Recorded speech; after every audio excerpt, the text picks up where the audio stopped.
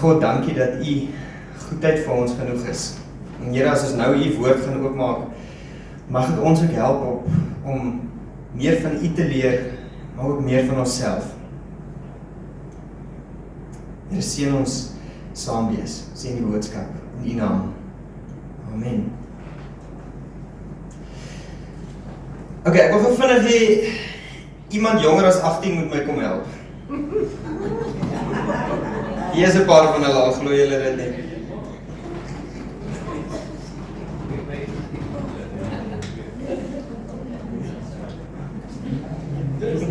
Anja, so jy wil ook kom help.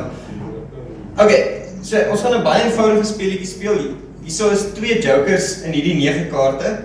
Jy moet hulle vir my gelyktydig trek. So 1 in elke hand. Maar nou, hier is die triek. Jy mag nie kyk wat jy trek nie. Jy moet hulle vir my wys. En ek sal vir jou sê of dit 2 jokers is of nie. Ok, so trek enige 2.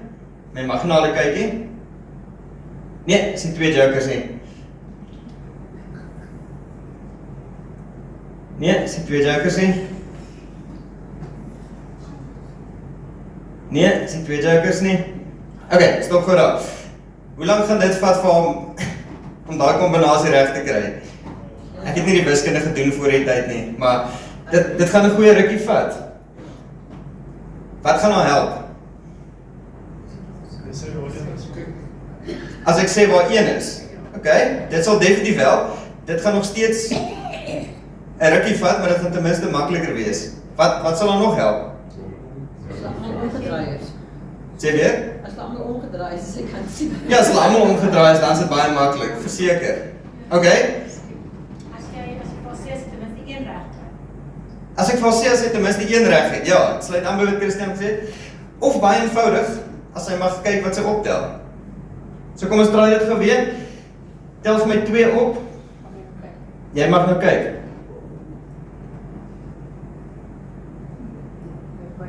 Ja, jy kan maar wys, alright?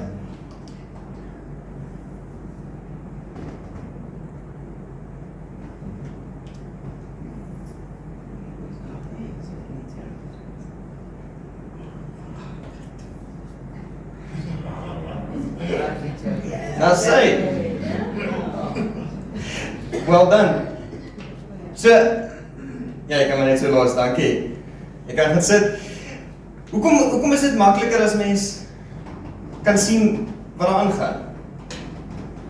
Want jy kan onthou waar jy die kaarte neergesit het. Okay? Nou, daar was 'n klein kansie dat sy dit in die eerste ronde al sou reg geraai het en dan was my hele preek daarmee in. Nee, ek spot, maar dan dit sou definitief kon gebeur dat sy reg raai. Maar dit is soveel makliker as mens sien waar jy die regte keuse gemaak het en waar jy die verkeerde keuse gemaak het. Nou in ons lewe is dit presies dieselfde. Dit is soveel makliker as ons raak sien waar ons foute gemaak het en raak sien waar ons iets reg gedoen het. Ons groot moeilikheid is, ons is so geneig om deur die lewe te jaag. Ons stop nie altyd om terug te kyk en te sê, wag, het ek dalk iets reg gedoen? Het ek dalk iets verkeerd gedoen nie? Nou, terugkyk is iets wat ons nie baie doen nie. Die meeste van ons rede is, ons is net te besig. Ons het eenvoudig nie die tyd nie, of ons maak nie die tyd om terug te kyk nie. Vir van ons is dit te veel moeite. Is nie die lus om terug te kyk nie. Vir van ons is dit te moeilik, of te seer. Of van ons sal sê, dit is net vir my te abstrak, ek weet nie hoe om terug te kyk nie. Wel, hopelik kan ons vandag 'n bietjie daarmee help, want hierdie is die laaste Sondag van die jaar. Ons kan net vorentoe gaan. Ons kan net sê, vergeet van wat agter ons is, ons gaan die nuwe jaar in, en ons maak die beste daarvan. Dit is 'n goeie, positiewe instelling. Maar dan is ons, soos wat ons in die eerste ronde hier was, dit is baie moeiliker. En mense kans om reg te raai is net soveel kleiner. Om stil te staan en terug te kyk, dis hoe ons leer. Ons kan nie lekker agterkom hoekom niks van jaar tot jaar verander as ons nie terugkyk nie. Baie van ons se 2024 lyk maar eintlik soos 2023 of 22, dat eintlik nie veel verander nie, want ons het nooit gestop en teruggekyk nie. En as jy goed nie regkom nie, dan is ek so geneig om te kyk na alles en almal om my. Jy sal sê, maar dis my werk se skuld. Dis die omstandighede van die lewe. Dis my vriende se skuld dat ek nie groei nie. My ouers, dis hulle wat my teruggehou het. Dis my kinders. Dis dalk die dominee, dis die weer, dis miskien die Here self. Maar dis nooit ek nie. Dis nooit my skuld dat ek presies dieselfde lyk as die jaar voor het nie. Kom ons verander vandag bietjie daai prentjie en sê, kom ons kyk terug. Jy sodat ons kan vorentoe kyk. Ons gaan lees uit Galasiërs 5 en 6 uit. En ek gaan begin met Galasiërs 6, net verse 3 tot 5. Waar dit sê, as iemand hom verbeel hy is iets en hy is niks, bedrieg hy homself. Laat elkeen sy eie doen en late ondersoek. As dit goed is, kan hy dalk trots wees sonder om dit met die van 'n ander te vergelyk. Elkeen sal rekenskap moet gee oor wat hy gedoen het. Ons sal net weer terugkom, Galasiërs 6, 5 en 6 toe. So, Paulus skryf hierso vir die gemeente in Galasië en hy sê, julle gaan self moet kyk. Julle gaan self voor die Here staan, julle gaan self moet sê hoekom julle gedoen het wat julle gedoen het. As jy ver van die Here af is, dan kan jy dit nie op iemand anders blameer nie. Nie eers jou dominee nie, nie jou ouers nie, nie jou selfgroepleier nie, nie die CSV leiers by die skool nie. Jy self gaan moet sê, hoekom het jy gedoen wat jy gedoen het met jou tyd?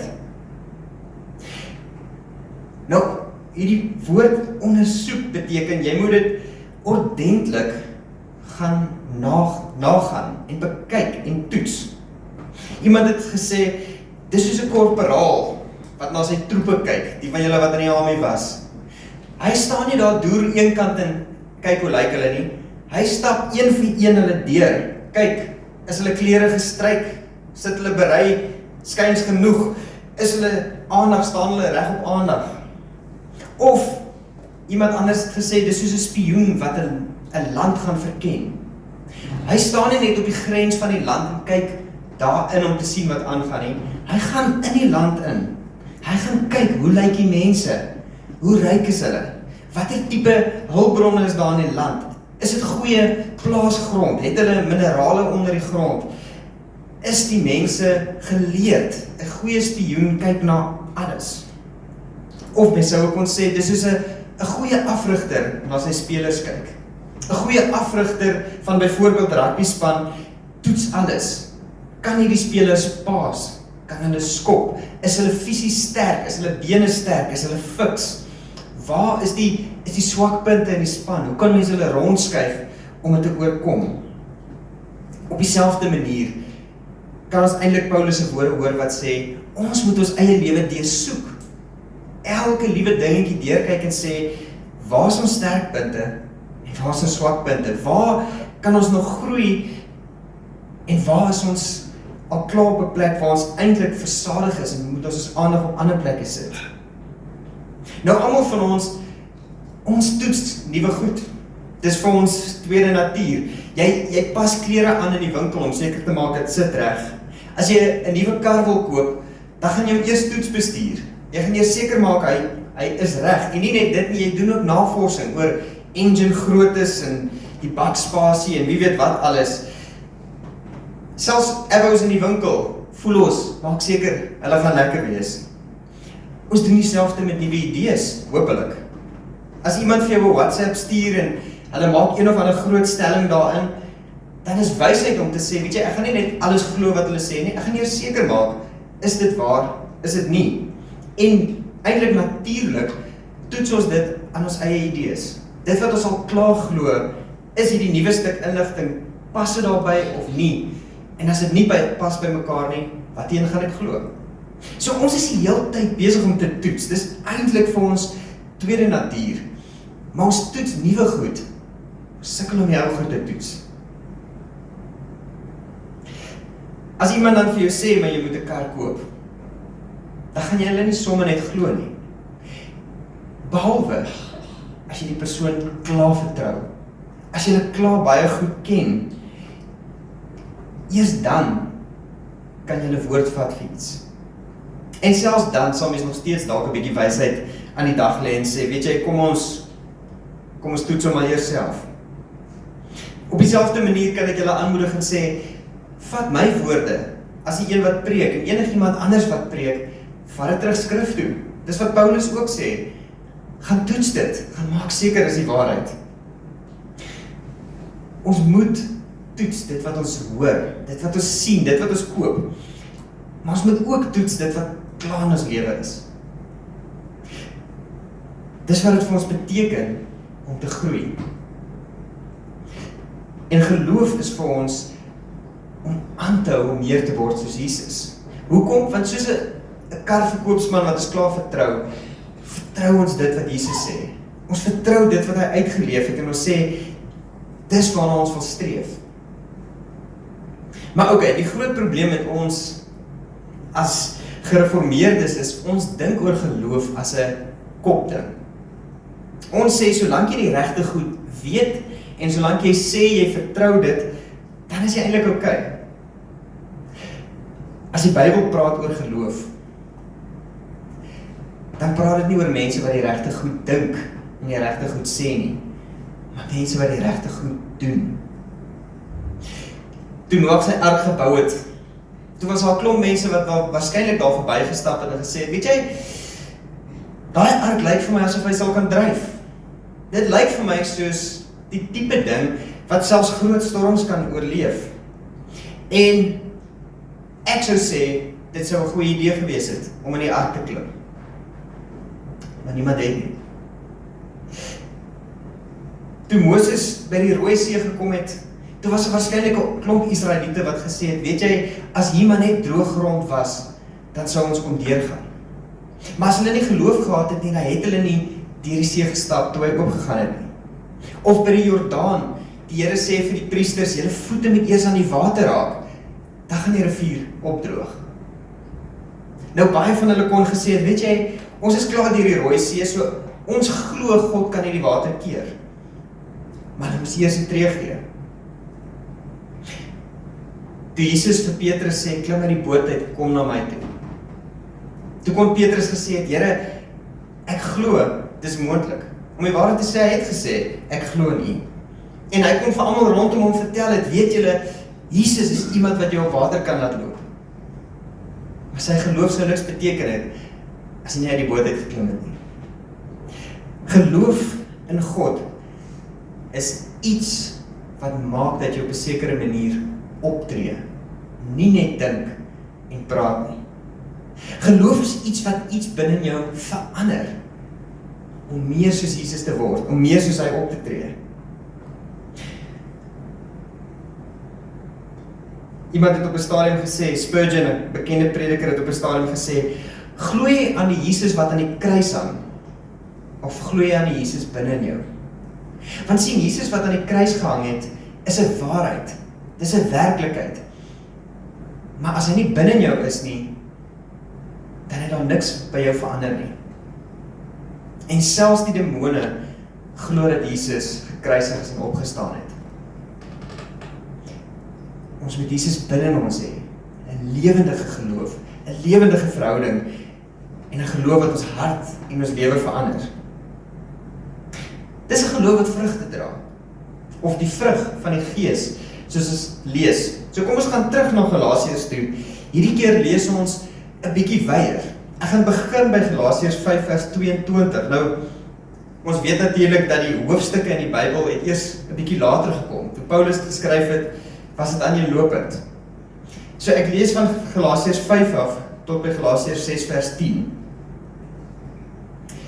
Dit sê, die vrug van die Gees daarteenoor is liefde, vreugde, vrede, geduld, vriendelikheid, goedhartigheid, getrouheid, nederigheid en selfbeheersing.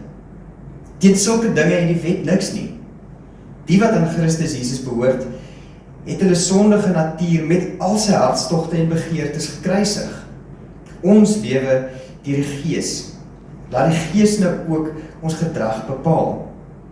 Ons moenie verwaand wees nie, mekaar uittart of op mekaar afgunstig wees nie. Broers, as iemand in die een of ander sonde val, moet julle wat julle deur die Gees laat lei, so iemand in 'n gees van sagmoedigheid reghelp. En pas op, jy kan self ook in versoeking kom. Dra mekaar se laste en gee op die manier uitvoering aan die wet van Christus. As iemand hom verbeel hy is iets en hy is niks, bedrieg hy homself. Laat elkeen sy eie doen en late ondersoek. As dit goed is, kan hy daarop trots wees, sonder om dit met die van 'n ander te vergelyk. Elkeen sal rekenskap moet gee oor wat hy gedoen het. Iemand wat onderrig ontvang in die woord van God, moet sy leermeester laat deel in die goeie dinge wat hy het. Moenie julle self mislei nie. God laat nie met hom spot nie. Wat 'n mens saai, sal hy ook oes. Wie op die akker van sy sondige natuur saai, sal van die sondige natuur dood en verderf oes. Maar wie op die akker van die Gees saai, sal van die Gees die ewige lewe oes. Laat ons dan nie moeg word om goed te doen nie. Want as ons nie verslap nie, sal ons op die bestemde tyd ook die oes insamel. Solank ons die geleentheid het, moet ons dus aan almal goed doen, veral aan ons medegelowiges. Paulus skryf hier oor die vrug van die Gees, teenoor die vrug van die sonde, wat hy bietjie vroeër in hoofstuk 5 beskryf, en hy sê, dit is die lewe van 'n gelowige. En as hy sê, ons moet saai op die akker van die Gees, dan sê hy juis, ons moet geestelike vrug plant, sodat ons geestelike vrug kan oes. Ons moet ons lewe volmaak met die dinge van die Here, en dan gaan ons lewe lyk soos iemand wie se lewe vol is van die Here. As ons lewe volmaak met die lig, dan gaan die lig ook uit ons uitskyn. Nou vrug is meer as net goeie intensies. Dis meer as om net te wil goed doen. Dis om te kies om te sê, ek sit die moeite in. Ek sit die tyd in om geestelik te groei, sodat daar meer vrug kan wees. En om terug te kyk, te reflekteer op die jaar is een van die maniere hoe ons groei. Dis een van die maniere hoe ons op die ouene daai vrug na vore bring, is om te kyk, is daar goeie vrug? Die van julle wat in die boerdery bedryf is, julle sal weet, jy kyk na 'n wingerdstok of na 'n boom, en jy kyk na sy vrugte en jy sê, lyk die vrugte goed? En is daar genoeg? As dit nie so is nie, dan begin jy soek, waar lê die moeilikheid? Het ek miskien verkeerde stokke geplant op verkeerde grond? Is my bemesting dalk nie goed genoeg nie? Het ek verkeerde goed gespuit of verkeerde, jy weet, die goed nie gespuit wat ek moes nie? Is al te veel trosse, te min kwaliteit? Op dieselfde manier moet ons kyk na ons eie lewe, na jou eie jaar en sê, weet jy, het ek vrug gedra? En as jou vrug nie daar is nie, dan begin jy vra, okay, maar waar mis ek dit? Wat is daar wat ek nie het nie? Hoe lyk dit prakties? Kom ons kyk na 3 vlakke van vrug. Die eerste is die vrug wat ons buitentoe dra. Is ek eerlik teenoor die mense om my? Is ek genadig teenoor mense wat dalk minder het as ek? Is ek opbouend of breek ek mense af? Is ek besig om myself op te offer of verwag ek iets van ander mense? Is ek vriendelik? Is ek liefdevol? Met ander woorde, hoe leef ek vrug uit teenoor ander mense? Kan hulle dit sien? Die tweede is die vrugte van jou privaat lewe. Die goed wat jy doen wanneer daar nie iemand rondom jou is nie. Is ek besig om te bid? Is ek besig om tyd te spandeer in die woord? Dink ek oor dit wat goed is? Is ek besig om 'n liefde en 'n vrees vir God uit te leef? Is ek besig om hom te aanbid in die tyd wat ek alleen is? Is ek besig om eerlik te werk met die goed wat mense nie sien nie? My geld, my belasting, is dit wat ek doen, daar waar mense nie sien nie, spreek dit van God. So die eerste vlak, die vrug wat mense sien. Die tweede, dit wat mense nie sien nie. En dan die derde, die vrug van die hart. Is ek besig om op God te vertrou? Is daar goed in my lewe wat vir my belangriker is as God? Ander afgode sou die Bybel dit noem. Is daar iets wat van meer waarde is dit wat God sê en dit wat God doen? En as ek sê ek glo, is ek oop vir verandering. Is my geloof so dat ek bereid is om iemand anders te word. Die vrug van die buite, die vrug van jou privaat lewe en die vrug van jou hart. Ons moet hulle al drie ondersoek, want eers dan kan ons agterkom waar die foute lê en kan ons begin werk daaraan. Dis God se hart vir ons elkeen. Dis God se hart vir ons elkeen dat ons meer soos hy moet word. Want daarin kry ons ook die beste van die lewe. En as jy nou hier so sit en jy sê, maar weet jy, ek sukkel al so lank al, dalk is dit juist die probleem, dat jy alleen sukkel. Die wonderlike is, God verwag nie ons moet dit alleen doen nie. Nou Dawid leer vir ons in Psalm 139, ons mag teenoor God vra en sê, Here, deurgrond my hart, kom soek, kom krap, kom wys vir my waar die foute lê. Ons hoef dit nie sonder hom te doen nie. Ons hoef nie eers okay te wees voor ons na God toe gaan nie. Nee, hy sê vir jou, kom nou en kom vra my en kom leer by my. Ek wil saam met jou die pad staan. Maar dan Galasiërs 6 vers 1 en 2 sê ook vir ons het ons medegelowiges. Ek lees vir ons weer, broers, as iemand in die een of ander sonde val, moet julle wat julle deur die Gees laat lei, so iemand in 'n gees van sagmoedigheid reghelp. En pas op, jy kan self ook in versoeking kom. Dra mekaar se laste en gee op die manier uitvoering aan die wet van Christus. Hoewel Galasiërs ook sê, ons gaan elkeen vir onsself moet verantwoording doen, sê dit, ons is daar om mekaar te help. En dit beteken ook, die mense om jou is daar om jou te help. Nou, natuurlik, met sy eie gesin is die beste daarin, om vir ons uit te wys, maar net as jy dit toelaat. En dan het ons as familie, ons vriende, ons medegelowiges, daar is so baie mense met wysheid, wat deur die Gees gelei word, wat jou op die regte pad kan hou, maar net as jy dit toelaat. As jy dit nie toelaat nie, dan word dit 'n eie stryd. En die groei wat jy kan kry, is beperk. Ek het alself die waarde daarvan beleef. As ek vir my vriende sê, weet jy, kom ek wees eerlik met julle. Kom ek sê vir julle, wat is die sondes waarmee ek sukkel?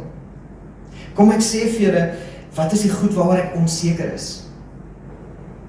Ek het 'n paar vriende wat ek my accountability partners noem, mense wat ek toelaat om regtig inspraak te lewer. En ons het 'n lys van goed wat ons met mekaar bespreek.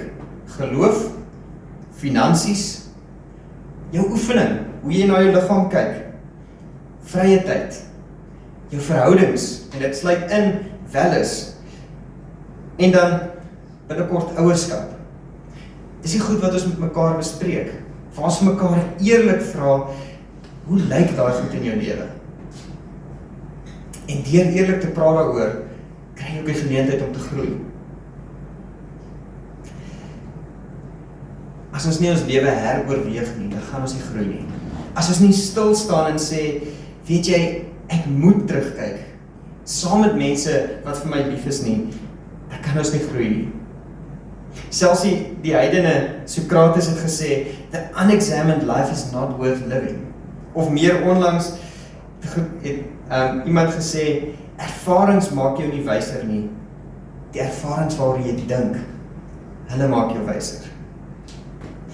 Nou dit gaan tyd vat, ons kan nie 'n jaar oordink in 'n middag nie, en dis okay, dit mag maar tyd vat. Jy mag maar sê, weet jy, ek gaan nou net eers begin dink oor sekere eienskappe van laas jaar, en sekere eienskappe van myself, en volgende week en volgende maand hou ek aan dink daaroor. Iemand anders sê ook, die beste manier hoe hulle dit beleef is, hulle vat 5 minute elke dag, voor hulle gaan slaap, of vir party mense die volgende oggend, en hulle sê, wat het in my dag gebeur? En hulle doen dit bidend, saam met die Here, party saam met hulle eggenoot, hulle sê, wat het in my dag gebeur? Hoe het ek gevoel daaroor? Hoe het ek gereageer daarop? Waarin sê ek vir die Here dankie? Waarin sê ek vir die Here jammer? Waar groei ek? As dit vir ons 'n geestelike ritme word, dan sien ons die groei. Jesus self het ons geleer dat tyd saam met die Vader, tyd van afsondering, noodsaaklik is. Juis vir die vorentoe gaan. En ek kan vir julle waarborg, in my eie ervaring is 'n minuut se oordenking meer werd as 'n week se net vorentoe hardloop. So mag 2025 jou jaar wees van groei. Juis omdat jy bereid is om stil te staan, terug te kyk na die laaste dag, week, maand, jaar en te sê, wat volgende en hoe lyk dit anders? Mag ons elkeen groei in ons geloof en vertroue, mag ons groei in die vrug wat ons dra en mag ons groei in ons heiligheid. En daarin sal ons die oorwinning van God beleef. Kom ons sluit die oë.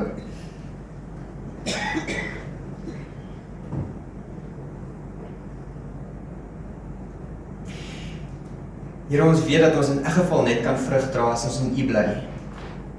Soos 'n loot aan 'n wingerdstok. So Here, dis waar ons wil begin. En sê, Here, bring ons weer nader aan U. En van daar af, Here, help ons om ons harte oop te maak teenoor U en ons lewens te deursoek. En Here, mag ons meer word soos U. Here Jesus, mag ons in U spore volg soos ware disippels. Heilige Gees, kom leer ons en kom lei ons.